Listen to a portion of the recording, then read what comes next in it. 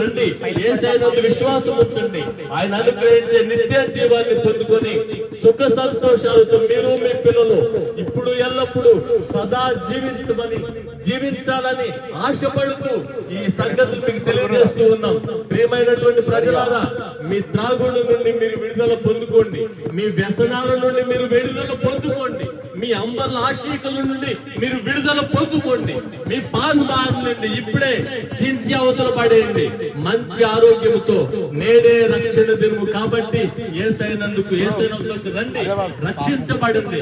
శీఘ్రముగా ఘనమైన అత్యంత మేలుకరమైన జీవితాన్ని పొందుకోవాలని మీకు తెలియజేస్తూ దేవుడు మీకు మీ కుటుంబానికి మీ పిల్లలకు సదా తోడైగాక.